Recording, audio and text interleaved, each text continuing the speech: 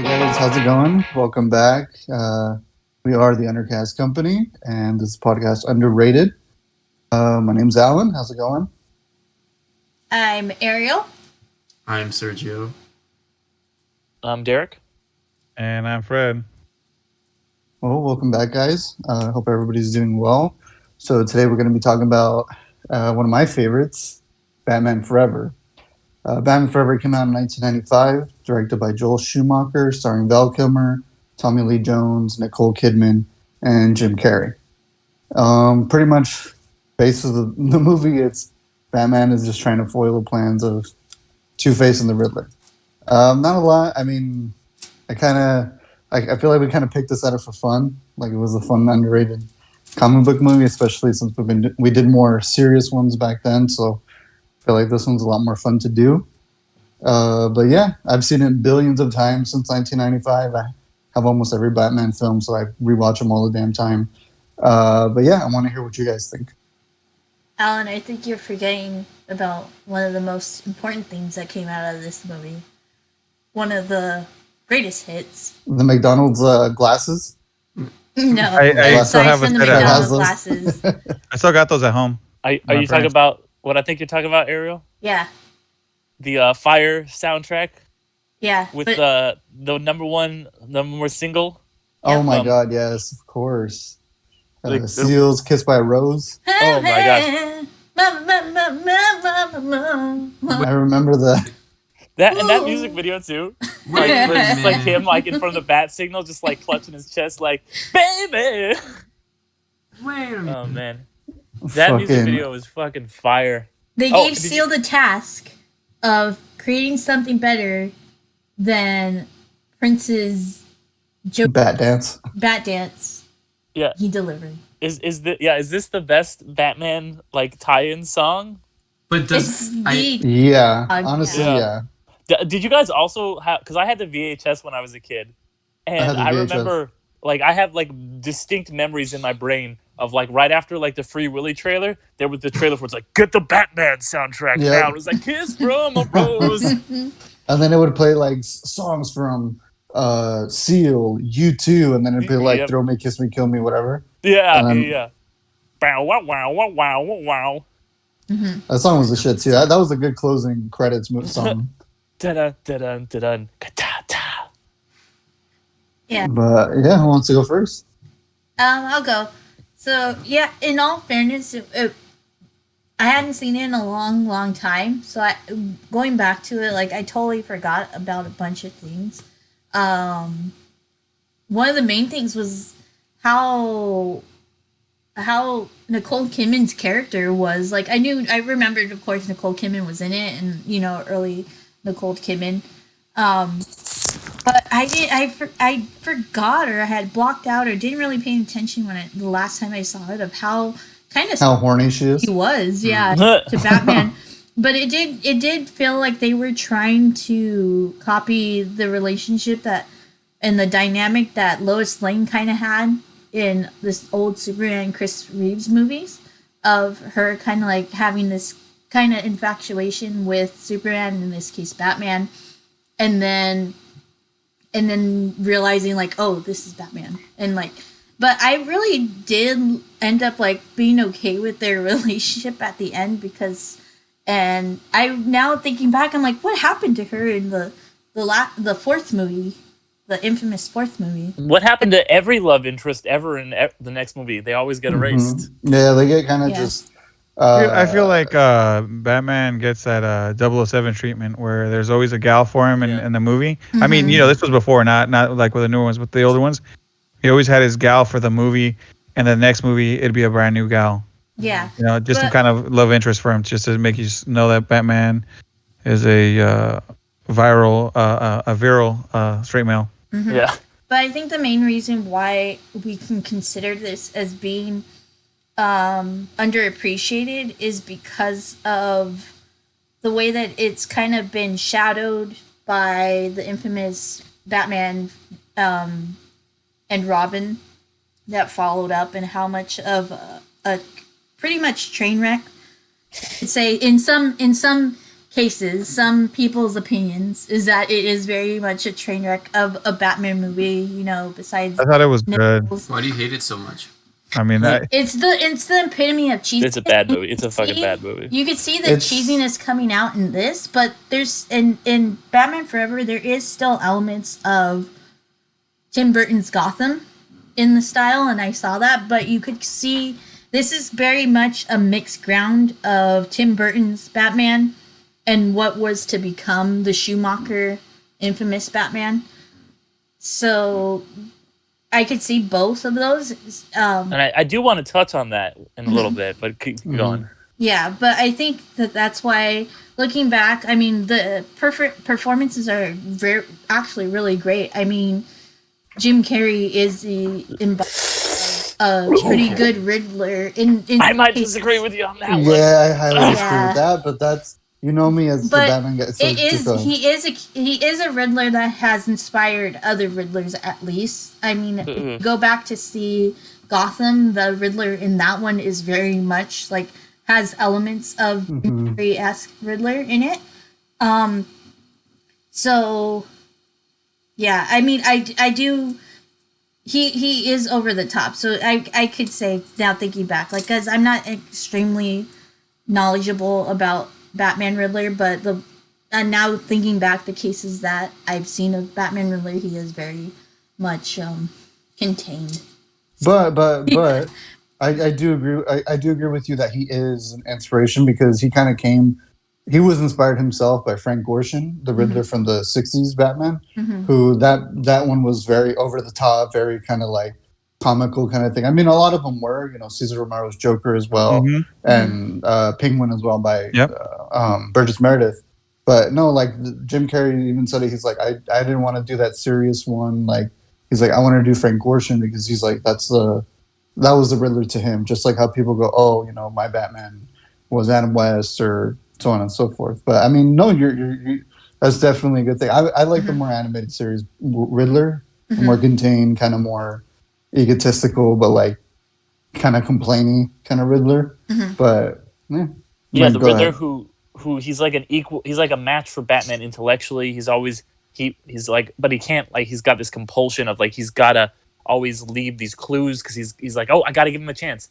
Yeah. Like I love that rather than just like, oh, Batman, whoop, here's something. Like it's just like But he's like that- peak '90s Jim Carrey. He's like he's like doing the Ace Ventura, the Mask. But you just know what like I was gonna say too, over that the it doesn't top. give him too much time either, is because the movie's only so long. He only has so much time to show you I'm the Riddler.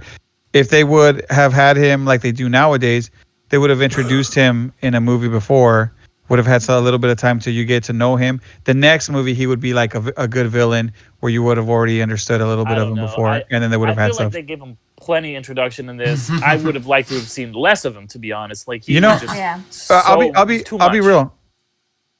Let me jump in here. I think the movie works well for what it is.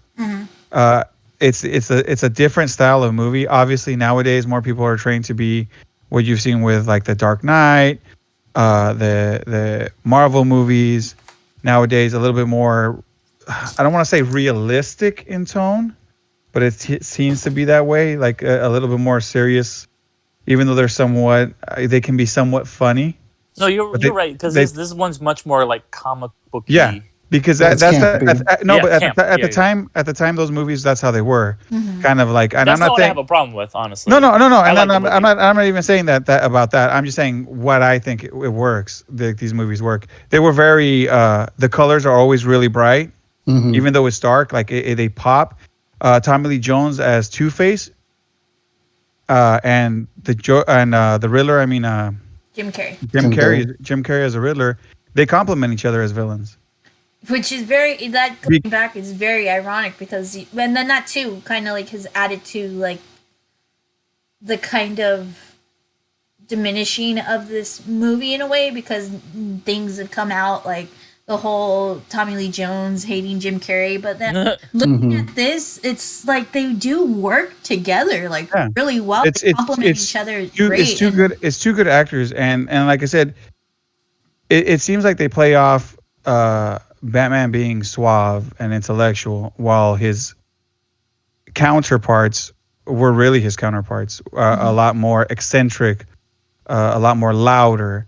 And so I think it worked really well in the gist of it. Obviously, in the gist of this style of movie. Like I said, nowadays, if you compare them to nowadays movies, it's a lot different. But if you compare them to the movies of their time, that's how they were. You know, even the Superman movies were super campy, and super happy and super go lucky. But these were still darker at the time. At the time of these movies, these were dark movies with I the agree subjects with that they everything hit. you're saying. I just don't like Jim Carrey's performance. No, and Yeah. And I that's like him perfect. usually. No, and that's perfectly fine. And I'm not trying to convince you that. No, but I agree with what you're saying. You know. Yeah, I'm just going off of what I'm thinking. So I think he did a really good job as the Riddler. It's a little different. Yes, I'll agree. But at the same time, it's all a little different. You know, it's somewhat. I don't know how to explain it. Their period looks futuristic, but at the same time, it looks vintage. It's got bright It's colors. like, At the same time, it's dark. It's gothic. At the same time, it's Yeah. very Yeah. artistic. It's got all these mixes. It's a lot of movie to take in. If you just watch it and enjoy it, it is just an enjoyable movie. But once you start looking deep into it, just like Tim Burton's movies and all these other Batmans have kind of layered on, there's a lot to it. The architecture, the stuff, the colors, all these visuals. It's a beautiful movie. It Yeah. in its simplistic way, it is an amazing visual, especially for the time and for the stuff that you've seen. Not my favorite Batmobile. I'll be 100% honest. Yeah. That's my favorite. I love liked it. it I a lot. I love like that that Batmobile. No, like everybody's got it. I'm just saying, not my favorite Batmobile, but another good Batman Yeah. actor, another good good villains on this pick. Like I said, for the time of the movie. Obviously, if we were to compare it to the new ones, I would say it's a lot different. I think everybody did the parts that they did well. Villains complemented each other. Counterpart to Batman. That's what I think of. I guess starting off, what I think of this movie. Could I go add into that? So in all fairness, like, Christian Bale is my favorite Batman. But Val Kilmer was my first Batman. This movie did come out in my childhood, and this was the first Batman movie that I ever watched. And then looking back on it now, I had not appreciated how well he played the part. I mean, I think he is one of the most well-rounded between Bruce Wayne and Batman, and he gave me so many vibes of actually the animated series and Kevin Conroy's performance, especially with the voice choice that he chose to use, with especially when he was in the bat suit. So I was just getting like flashbacks of like he's doing a pretty good Kevin Conroy, like, who is the ultimate Batman impression. And then there was some pretty good like Bruce Wayne moments where in my truth, like, the Christopher Nolan movies didn't really capture as many Bruce Wayne moments as I would have liked. And I feel like that was kind of like the one nitpick thing for the Christopher Nolan movies. But in this one, you have some pretty great Bruce Wayne moments that show like his vulnerabilities, and especially at the circus when Two-Face like comes up and says like, you know, like, Batman reveal yourself, and he like stands up and he's like with like, because he wants to save, you know, his city and stuff like that, of him pretty much like trying to sacrifice himself and saying like, Harvey, I am the Batman, but he can't be hurt. I was gonna mention that because I actually that was maybe my favorite moment in the whole movie, where he Yeah. just does not hesitate. He just gets up and shouts, "I'm Batman," where there's like a whole existential crisis in the Dark Knight. Is like, oh, should I tell him? He doesn't even have to think about it. He just gets up and yells, "Harvey, I'm Batman!" Like, I think that's the most like Bruce Wayne moment in like any of these movies. Like I like, what's his name? I can't remember his name. Two-Face. Donald? No, Christopher Nolan's. Oh, Christian Bale. Christian Bale. Oh my gosh. Wow. I'm sorry. Yeah, it's a very lax on my part. A lot of Christians. But Christian Bale, like, his performance is like amazing. He is my favorite Batman. But I feel like he never got that moment where we saw like Batman. I mean, we saw Bruce Wayne like fully from the comic, in my opinion, as much as this version and that moment did. So that in itself is like pretty underrated. Yeah, I mean, yeah.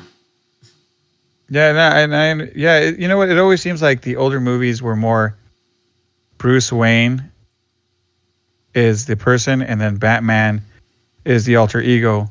When I feel like some of these newer movies is like Bruce Wayne is the alter ego to Batman. That Batman is who he truly is, while Bruce Wayne is what he has to do to walk around during the day. While in this other one, it's not. It's more like I'm Bruce Wayne walking during the day, but the only way I can fix things is to be Batman at night. It's that whole like, they kind of change it up, depending on who, I guess, writes them or who does what. It seems like whether it's cartoons or TV or what I've seen, depending on the person, it's the interpretation that they take. Is Batman the true person, or is Bruce Wayne the true person, while the other one's the alter ego? It's always an interesting take that they do, but yeah, I do see that in these movies. It tends to be more of that Batman is the answer to save what Bruce Wayne wants, while in the other one it's Batman is the answer.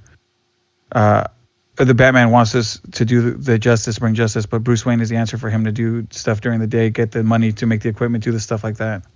So I mean, it's always an interesting take on each director and each person that does when they do come with Batman. Well, I kind of want to get into that a little because I think that this movie, one thing I didn't remember about it, because I haven't watched it in at least probably like 10, 15 years, was the major theme of this movie is just kind of the duality that is like in everybody. Because like the movie on the surface is just kind of like a fun Batman movie, and you can really just enjoy it just for that. But I really love and appreciated this time all those deeper themes, because that theme about just like how everybody kind of like has two sides is like just really ingrained in every single thing about this movie. Like Ariel, even like the Gotham City itself, like you were saying, it's kind of a merger of that kind of like old Gothic like Tim style of of Gotham City that we saw in the first two in this series, where it was directed by Tim Burton. It's all kind of like that old tiny Gothic style, and then a new like neon style, which would very much take over in the next Batman movie. So it's this kind of weird, ugly, but still like really cool looking fusion of those like old Gothic buildings with these gaudy neon lights. And I just fucking love that. Obviously you've got Two-Face, his kind of whole duality thing, which is just, like I get it. It's like hitting you over the head with it. And then of course Batman, and you have Bruce Wayne deciding if he's like he's got to deal with these two halves of himself, his Batman at night and his Bruce Wayne during the day. And that's kind of like really comes to a head when you've got Dr. Chase Meridian. Like, of course he's dating a psychologist, and it makes perfect sense with all these themes, and he's dealing with the deaths of like his parents and stuff like that. And she's both attracted to Batman and Bruce Wayne, and he's got to kind of like decide who he wants to be with more. I think that Val Kilmer is okay as Bruce Wayne. I think he's really fucking good as Batman. Like Ariel was saying, he puts on the voice and he does that. He's got some really good Batman physicality. But yeah, I just like love this movie for its themes. I think it deserved better reviews than it got, because it got trashed. It made a lot of money, but only got like a 32% on Rotten Tomatoes, which is fucking low. And while it's not like the greatest movie, like I think, it's probably one of the worst Batman movies, it's still a solid watch. For me, honestly, it was kind of the most random and forgettable Batman movie. Like, I really remember the Burton ones, I remember the Nolan ones, and for the wrong reasons, I remember Batman and Robin. So this one just kind of like is like that other Batman movie. So I was a little surprised, Alan, when you mentioned it, because if I was going to think of an underrated Batman movie, I would have probably said Batman Returns, which I think is fucking incredible. I will also dive into that too, but keep going. But yeah, I really liked. There's a lot of stuff I don't like about it. Like me being a big Robin fan, I kind of had to like separate myself from it. Like me, or at least being a very big fan of like Richard Grayson. He's my Alan. You're like the big Batman guy. I'm the big Dick Grayson guy. Like he's my favorite character in all of DC Comics, and he wasn't really Dick Grayson. He was maybe closer to Jason Todd. To be honest, where he's just kind of a street punk, just asshole kind of. Like other than especially like taking the Batmobile, that was a Classic Yeah. Todd moment. Yeah, like Jason Todd was introduced. The second Robin was introduced by stealing tires off the Batmobile and him going out and stealing it and being oh, Batman kisses the girl and I was just like, okay, and he fights all those that neon gang. Also, how the fuck old is Robin supposed to be in this movie? He's in his 20s because he's in his 20s. He could have left. Then why does he need to get adopted? That's the one I didn't understand. But they said oh yeah, you could leave. He wasn't a ward of the state or anything like that. I also think he was supposed to be borderline 17, maybe 18. Yeah, 17, 18, and maybe it's or maybe he can be his ward. I mean, that's what he was in the 60s. I mean, it could have just been. Well. It could have just been they're picking and choosing different things of Robin and trying to add it all together, whether it made sense or not. Because back then, making sense doesn't always have to make sense. And then also too, back then, this is the era before the Marvel Cinematic Universe. Back then, they were just trying to fit as much as they could. So they were probably hey, let's make Robin a little older. Let's make him let's make him an amalgamation of different Robins because we don't know if he's going to come back. We don't know if we're going to do another one. With what's his age? Who cares? Oh, it says Robin got adopted, so we're just going to have him get adopted. In terms of just the pacing of the film itself, is just because there's that central theme of it. I just wish they spent more time on it, and it wasn't as, like you said, they were trying to cram in as much as they can in this single movie because a lot of the times it felt like it was getting distracted. And Alan, were you also a little I love the movie, but Alan, were you also upset when he said he's never been in love? I'm like, excuse me, who Catwoman, Vicky Vale, what the fuck is that shit? You've seen 2 movies. They even referenced Catwoman earlier in the movie. They do. Sergio, I don't know if you want to, because I got a lot of shit to say, so I can answer all that stuff, but Sergio, I don't know if you want to finish up your thoughts. I think that was pretty much it. Was just basically about how there is a central theme of it, but just a lot of the times with trying to focus on a lot of things, especially with just talking about this all and focusing on these themes, oh wow, this is really good. Oh wait, there's the whole Robin thing going on too in the movie. I gotta say that karate laundry was the worst thing I've ever seen. That was fucking horrible. It was very 90s. Wow, wow, and he's but that's perfect. Exactly, it's 90s. It's just like hip hop keto with the Power Rangers. Come on, man. Oh god. It thought it was being so cool. The music, where it's it sounds so. Where's that? Listen. Look at how bad in the 90s when I was young and I saw that, I thought that was a shit. That was a scene that stuck out. I thought that was super cool. Robin. I'm I wish I could do that with my laundry. That's a Jason Todd movies where he would just be watch me fucking clean this laundry. And I'd be yes. But you know what? That is a 90s thing. That if you were a kid growing up in the 90s, that's something you'd be like the wax on, wax off shit. You were always karate was a big fucking thing back then. That's why the Power Rangers. That's why a lot of stuff did well. Three Ninjas, all that stuff. That's why when I saw that scene, I was like, "Yeah, that's fucking cool." I'll do it. Also, one more random thing I want to point out. Did you guys notice Drew Barrymore in this shit? Yep, I was actually. I was like, "What the fuck?" Drew Barrymore, that other chick, Two-Face has the two. Sugar or whatever. And Spice, right? Yeah, Sugar and Spice. I thought the Spice was pink. I thought it was pink for the longest time. No, but she's on other she'd stuff. be way too young. Yeah, she's on other stuff. But pretty much my thoughts on it. I mean, it's a fun Batman movie. I think out of those 4, the Tim Burton Schumacher movies, I feel like each one kind of has its own thing. As Batman '89, that one's my favorite. That one, it's a classic. It's the first big budget interpretation of Batman. You have Jack Nicholson and Michael Keaton, and that one automatically, one of the best Batman films. Yeah. Boom, right there. Batman Returns kind of had some controversy of its own for being too dark. Tim Burton kind of put more of his foot in it, and it's great. Yeah, Catwoman and Penguin, they're awesome villains for that one. But then you go to Batman and Robin, and then I know a lot of people hate it for being what it is, and people are like, oh, it's fucking way too campy. There's all these homoerotic undertones and all this bull crap or whatever, and it's deemed that thing. But what I always liked with Batman Forever, it just seemed to be its own thing. Where I like that it tried changing the Burton stuff, just like you said. There's the whole duality And if you notice in the day scenes, Gotham's fucking boring looking. Like you look at it and you're like, whatever. Looks like shitty CGI. But then at night, that's when Gotham shines. It has that old Art Deco with the Gothic, and then the Japan neon style lights. Like I felt like they were trying to make everything about the mythos like its own bright kind of theme to it. What I loved a lot about it, like I love the costumes. I love the campy acting every now and again. Like it's definitely its own Elseworld story that I really appreciated because it's just so cheesy, but it's so fun. And I'm surprised you guys aren't talking about the action. The action was badass. Like the opening action's of that great, film was dude. bomb. Yeah. The You know when- neon the Tommy opening guns, one? I thought You that know- was so Yeah. badass. You know when you say it's campy, Alan? You know what it reminds me of a little? You remember that cartoon that came out? What was it? Is it Batman the Brave and the Bold? I love Batman Brave and the Bold. Oh, Fuck I yeah. feel like that's the campiness that every once in a while you get. Exactly. Because that's why when I was trying to think about it, I'm like, dude, what was a cartoon that came out? That's what I see when I see these old Batman, the Tim Burton ones, Schumacher ones, the ones you guys are talking about right now. What I see is that kind of the Brave and the Bold. It's not Batman the animated series, but it's Batman Brave and the Bold. It's its own.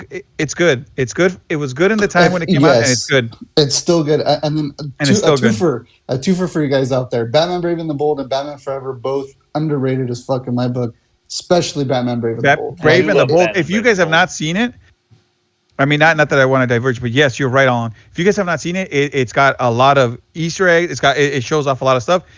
Batman's funny and so cool at the same time. I don't know how to explain exactly. it. And isn't it He's always? it's Isn't humor. it also like the artwork is very unique too? It's Yes. very Yeah. Silver It's Age. very Doesn't really look like It's very anything else. Silver Age, Yeah, which I It's love cool. because they got the old villains dope. and all that. It's dope. Yeah. It's a dope series. It's just good. Just like these movies. Even the nipples. I'm gonna be honest. Even the nipples had its own place. The But they nipples got show up rid in of- Brave and the Bold.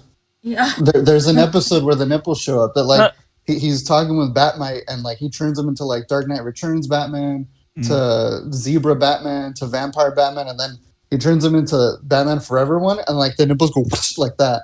And then go back down. It's hilarious. The But ass she shot, said the too. second.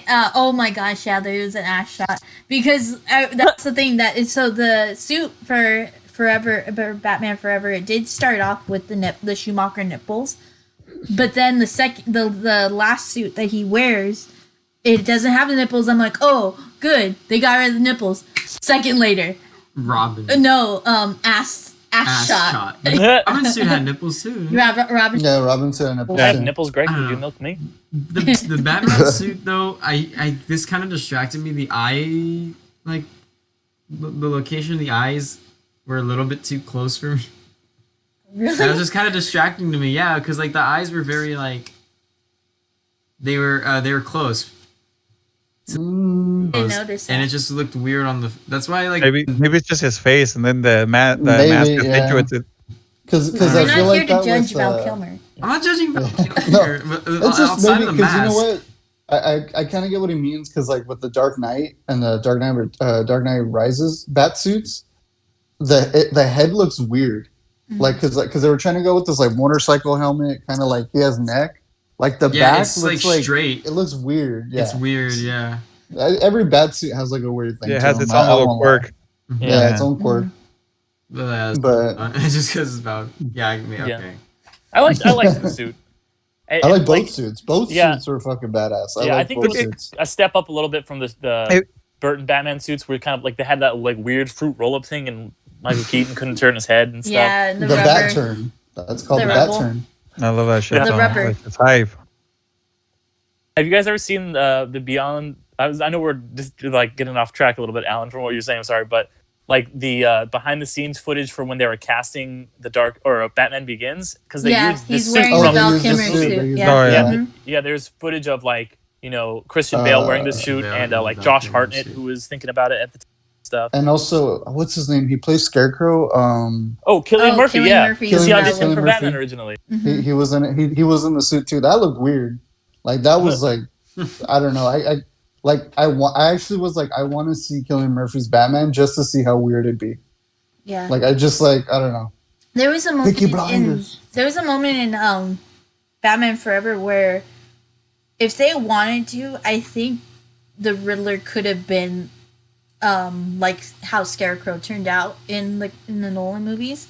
Just this like crazy like he had elements. They both shared like elements, but with going off track with the Christopher Nolan one, like Cillian Murphy just like had this just crazy element that it felt like that's what the Riddler was supposed to be, with kind of like just like a subtle brilliance but still crazed. I would have liked that a lot more. I'm not gonna lie.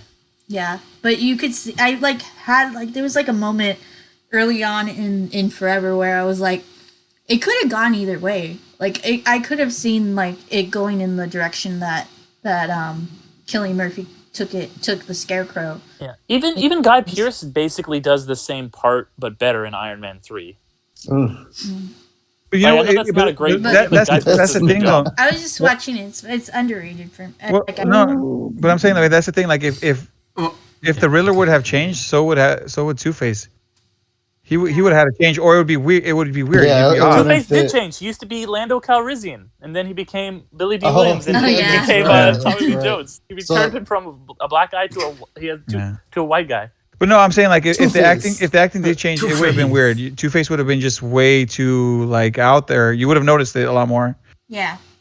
It like I mean, I'm not saying that it's great acting as either or, but they worked with each other, and that's the only thing that it's like. I don't know. Yeah, it would have been weird if one of them was a little bit more of a straight man in the villain department. It would have been a little bit weird. It's like when the Penguin and Catwoman, they both worked well because of the way the acting style was as villains. Like you just accept that's what the villains are. That was really impressing me watching this movie was that Jim Carrey was twirling that cane pretty well. Like serious shit. Yeah. Even as a kid, I would try to like replicate it, like his little and he'd do that. Yeah. I was like, whoa. My brother was doing it obsessed with him so in this swiftly. Like I was like, dang. Yeah, my brother had that cane, and he was like fucking upset. Like he was the Riddler for Halloween. He would call himself Marshal Jim Carrey. Badass. Like he saw one of the greatest moments of his like childhood life before he was 10 years old. Probably was we were at Six Flags, and we saw like the Batman parade. And he had the staff, and he saw like the guy dressed up as the Riddler, and he waved at him, and he came over and like was like, "Hello there, little Riddler," and he like lost his mind. He fucking was the greatest thing he'd ever seen. It'd be like if Stephen Amell came over to you right now, Ariel. Yeah. And like kiss you. No, not even that. Just said like I see your archery skills. That's what it would be like. If Kevin Smith came up and kissed me, I'd lose my shit. Yeah, Ryan Gosling came up to me and was like, "Here's a little one for you," and I'm like, "Oh my god." But yeah. Oh no. So shit. What was I gonna say? The back to the Two-Face thing that you're talking about, Fred. Also, too, I think the reason why they made him that way was because I think one of the biggest things with the '60s show. Yeah. They wanted to do Two-Face, but they're like, this dude is fucking scary. Like half of his face is burned off. Yeah. So I think like because his makeup doesn't look gruesome at all. No, like you can see it. Like, I mean, and especially compared to like. To the later Christopher one, the Aaron exactly, and well, even the Batman animated he series looked neon. He matched the aesthetic. Yeah, the aesthetic. It wasn't like realistic, like burnt skin. It was more like cartoony pink, like colors, like some bright, coffee on my face. Something like that, you know. But yeah, I think it fit for it because like I think like because even in Batman the animated series, like he was pretty gruesome looking and like you know, he gave me nightmares too. But like. With this one, it's like, you know. Almost. Yeah. Well, even his clothes matched the way he was. Yeah. You know, the funky colors, the zebra prints or tiger prints or whatever it was. There's it just it all worked. Here. Yeah. Carol Baskins. Joe's out of Two-Face here. I'm gonna kill the Batman. But yeah. I will kill the Batman. It was like that. Like you get that feel. Like it all meshes. I think that's the thing I enjoyed the most about it, honestly, is that it all meshed. All the weirdness, all the stuff. Even the random callback to like the TV show with the holy metal Batman. That was great. He's like, I fucking what? love that. It's holy. There's holes. It's fucking shit. That always kills me too. But no, yeah, I mean, there's all that stuff. I mean, the music too, I think, is very underrated. I feel like the score of this film is amazing. Like as soon as like we were talking about it, I haven't even seen the movie. The score is back in my head. Like I love the intro credits of like the Warner Brothers turning into the bat, and then the music coming in, and then the names are coming. That was the most builds intense suspense. opening name credits I've ever seen in my fucking Oh life. yeah, And the music I definitely was like, oh, that's helped what that. kind of movie I'm in. Got it. Yeah, the music definitely assisted with that in the. Oh yeah, the music is probably one of my biggest, one of my favorite things about. Did Batman Danny Forever and Elfman do this Robin. one too? No, it wasn't him. It was somebody Okay. I can't remember their name, but like It was Val Kilmer. Val Kilmer did it himself. He's like, fine, I'll do it myself. Maybe if it was used better, I would have remembered it more. Because I'm trying to remember a lot of the music, but I can remember the opening. But then Yeah, the opening, like some of the music kind of has a campiness too. Like it goes from like super dark to intense to just like Then they add in what- like pop, like 90s pop music. And, yeah, 90s Yeah. pop, and then like even the gala events have like their own music. Like when he comes down through the glass, and like there's that big thing where like Two-Face and Riddler show up, and he's like, "It's my party. What are you doing?" Like he's like, "We're gonna kill the bat," and then but that whole music of that gala is so like sounds regal and campy at the same time. But it fits. It just fits when you see it. Although I remember the part where like he emerges from the fire, and then that music was just like Oh, this yeah. guy. That That's was, what like, Batman. an Yeah, intense- It's just so like hellfire behind him and shit. yeah. Oh, yeah, That's no. like Batman's. He's a demon. Yeah, that was like the Mhm. yeah.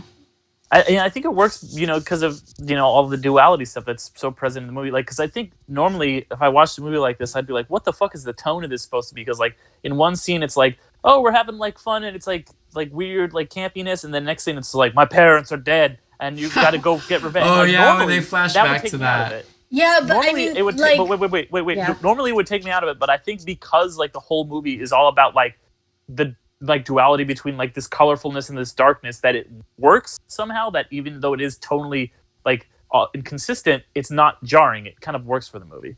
Mhm.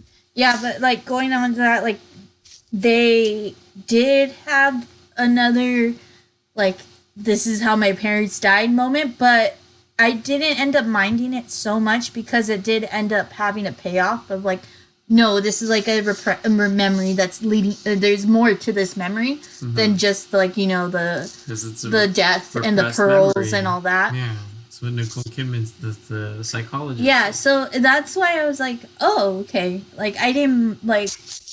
It was literally at least they didn't open up with the pearls and that, but then it showed up randomly. I'm like, I think that was funny. I Right started when I literally said at least it doesn't have that scene, and then it happened. They always have them. They Yeah, I always think have it's- to. But it did Like, end not a up Batman movie having if a it doesn't happen. payoff. Yeah, at least it had a Yeah. purpose and not It just had a like purpose, yeah. okay, let's get this scene out of the Batman It movie didn't. checklist. At least it didn't like they have a incorporated purpose. it into It the had a plot. purpose more than just saying my But- mother's name was Martha. Yeah, they Talking about that It's the purpose and that plot. stuff, I've got to say the one thing. The only I know, obviously, people are going to be like, "What?" That's the one thing. The one thing I couldn't believe was, okay, I can believe a batarang. The Batman grappling hook, right? I can believe it can swing a person. Okay, the way it is, I can believe it can. Oh, I swing think a I know where person. you're going. I think I know where you're I going. think so too. How the fuck does that swing that goddamn safe? The ass. because it goes fucking do it, dude. into a I fucking do it. okay. That's the only thing I can't get. Look, if he would have got like I don't know the Batmobile to shoot a giant ass one through a building, I would have been Oh, like, like the one is shot on the fucking wall so it can And then ride you the wall. friggin' Yeah, yeah. Oh my God, that part. something like that. I could be like, yeah, sure, fuck it. It's a really big one. He shoots one out of his pocket. He's like, hold on, and it looks like the smallest little like it barely comes out of his thing. Like a yakety yak. If Yeah, you and wanna touch to the 90s. he shoots it. He's like, watch out, bam, shoots it into the wall. You see it go through this wall, and it makes it. The nails I put to hold picture frames are bigger than what that hole was. And then he goes, hold on, ties it around. You know what? I'll believe the little torch that he had to cut the metal. I can believe that. Fuck it. Not that grappling hook because and then it puts the safe back in its spot. That I can That believe. was- You know, That and was hilarious. that's believable. And that's That was believable. hilarious What's not as shit. believable is a little tiny string though that was holding it up. through the smallest minute hole that into God knows what building it went into, and it swings it back. I was like, no, man, that's too much. I accept everything I but think that. I think it sets the tone. I think it sets Yeah, the tone. unbelievable. I think you go, "Are you Unbelievable. fucking- okay. Unbelievable. I guess There was this is one it. part that took me out of it too, which was like I was like I'm just down for the tone, except for one part was I was just like this is just like way too fucking weird and bananas. It's when they're like let's just show on TV this like random flashback to like how Harvey became like Two-Face, and it's just like a 3-second clip, and it's like when some random mob boss brought acid into the courtroom and just I know decided where you're to throw it on coming the from. I know where you're yeah. And And that then- was the second one. And then fucking Batman is just like in the fucking He just- courtroom as Batman, and he just like jumps up. I was like, what in the fuck is happening right now? I Yeah. remember when I saw it in theaters as a kid, like that kind of blew my mind because usually you're kind of like, oh, you know, maybe like some cops came and they took him down.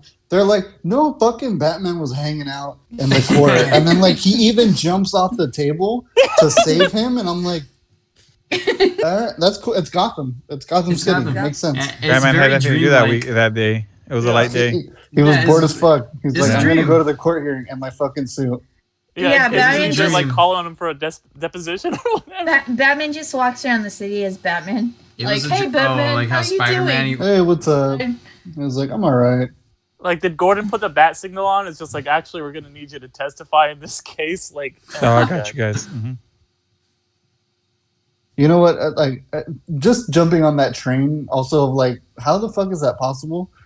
It's not really impossible because it's Batman, but I feel like there's a lot of planning to do to have his fucking office chair turn into a fucking bat port all the way to the Bat Cave across Gotham City. Yeah, how the And fuck then did he do that? landed- And I was like, damn, that was really badass. How did Subway. that fucking happen? Like, how do you do that? Like, how do That's you like do that? level. That's like Elon Musk level. Elon Musk, the making a Boring train. Company. Yeah, like he's like he had the Boring Company before the Boring Company was a thing. How did he get contractors to come in and be like, where's We're this gonna- going to? And he's like, don't Here's trip. the contractors. Don't worry about it. Wait, so you want me to dig under Gotham, like the whole thing? Yeah. Don't worry about it. No. All right, I guess. Yeah. And he's like, and you need to do it Levels of fast. ridiculousness. Yeah. Oh, and you need to do it very. Nobody can know. So just nobody knows where it goes. Nobody knows where it starts. Just start digging. All right. I mean, he is the boss. But yeah, that always kind of, I always thought that was the coolest thing. But at the same time, I was like, what the fuck? And then he just pops out of a, what is it? The pod, yeah, but it has like the spikes in it. What is it called? The Iron Maiden. Iron Maiden. Yeah, that I was Oh, yeah. like, how do you not like run into one of the Iron Maiden spikes? Maybe the By spikes accident. retract. Holds on. Maybe the spikes retract when he goes in. No, that's true. And then he just has him pop out for a step Yeah. to be like, Alfred, check it out. I survived again. No. More. No, what I'm saying is more like if you're not Batman when you come in, like think of it like a safety device. Maybe they stab you. He's like, oh shit. He opens it up. Someone's dead. He's like, You try to get in, do the Smart. security system. He's like, technically, I didn't kill him, so it's okay. So should have used life alert. You know. Alfred Yeah. chill in this Alright. too. Oh, Alfred, yeah, Michael Gove, he's great. He's, I thought he was like a really good Alfred for all these movies. Like, I think him and what's his name? Oh my God, Gordon? I can't remember. Michael Caine. Not Michael Caine, the other one. He's in. Okay. Isn't it then? Not that I want to get off subject, but you're talking about Alfred already. Isn't it in Batman and what is it? Batman and Robin, where Alfred gets sick and he's gonna die? Yeah. The Gregor syndrome. Yeah. That's the Yeah. one. Dude, that was like the fucking saddest. Real talk, like that was the saddest thing I've ever heard in a Batman movie. I was legit really. was upset. I was like, I was don't I kill was him. so upset when he was gonna die, and then he sends a video to his niece and stuff. I was like, "Yo, dude, this isn't right." I go, "What are you doing to me?" legit, I was really upset. It when that might have happened. sparked like Mhm. the now recent upsurgence of killing Alfreds. Yeah, I don't like that Not kind of recent stuff. I'll be history. honest. Like I can name like at least 3 different comic series that killed off Alfred, and it's I don't like the that. worst. Why would you do that to Alfred? Like, Mhm. I don't know, man. I It's I not think the worth only it time for he that. deserved to die was when he was like his non-common version, like way back when Alfred was actually just kind of like this bumbling idiot. Like he kind of just fucked shit up all the time. I think it was like Gold and Silver Age, and then finally they killed him off. and then they brought him back, and he's like the Alfred everybody knows and loves now. Yeah. So I think that's the only time he deserves Yeah, to die. alright. Come back. Yeah, I'll accept that. But yeah, pretty much the last thing I guess I'll say about it is if Batman 89 is the best Batman movie, Batman and Robin's the worst, and Batman Returns is the darkest, I think Batman Forever is the most underrated out of those nice four. way to put it. Before we end, I just wanted to say that this was Alan's pick, and also in recent history, just a couple days ago, it was Alan's birthday, Alan's 30th birthday. So Oh, Yeah, yep. birthday to our Batman aficionado. Yeah, happy Thank you birthday. guys. Appreciate it. Happy birthday, man. Welcome Thank you, guys. welcome to the other side. Sex. Let's do it. Okay, well- Ariel, you're next. You'll be in your 30s soon. Yeah, and 2 more years, 20. To be young again. But all right, end it off, Alan. Cool. Well, no, thank you guys for listening. We're actually one last announcement. Ariel brought up a new program or new show. We've been kind of she's been kind of the name. playing with the idea. She's We're been coming thinking up with about. it. Yeah, I'm thinking about calling it. You haven't seen with a question mark and an exclamation point. It is basically a podcast where we discuss movies that at least one of us have never seen, but they are considered pop culture or cinema iconic films. So the first one that's going to be coming out is American Psycho, which is one of Alan's favorites, and I've always wanted to watch it. And so me and Derek had never seen it, so we watched it all together, and then we had a brief discussion about it. And so hopefully we're growing a list of iconic movies that we've never seen that we will be discussing. So yeah. I think Ariel, you brought up 2, right? That you hadn't seen yet. I haven't seen. I think in recent history I said Pulp Fiction, which he's seen, so he's gonna probably be on that podcast. Pulp Fiction and Ex Machina. I think. Oh yeah. Yeah, Love both of those movies. movie. The Ex Machina Yeah. is fucking amazing. I agree. I might throw this one into the hat.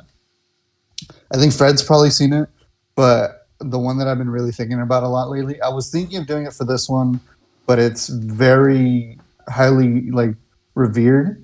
Mm-hmm. So I think it's actually probably better in that category would be Akira, which I've I been wanting to haven't seen rewatch. Akira, but I know that it's an iconic anime movie. So Yeah, I've seen it. one. I actually haven't seen it either, so that'd be a good one. But Yeah. it's very very well revered, along with along the lines of the anime Ghost in the Shell and Yeah, the original Ghost in the Shell is a feature really good film. one. I've seen- revolutionary films. So we'll put that on the list. Yeah, so keep an eye out for that new podcast we've got in the works, guys. Listeners. Thank you so much. And yeah, hope to see you guys again. Listen to you guys. Not listen to you guys. Hear from you guys. Just drop down on our socials and everything. Leave us 5 stars. We want to hear from you guys. If you guys got any good ideas either for the other one and for this one, drop them down. We'd love to hear it. Yeah, we did get a Yeah. good review. Yeah. Can I read off we got a 5-star review, and I just want to shout this out. Thank you to Andy Piccolo 777 for leaving us this review.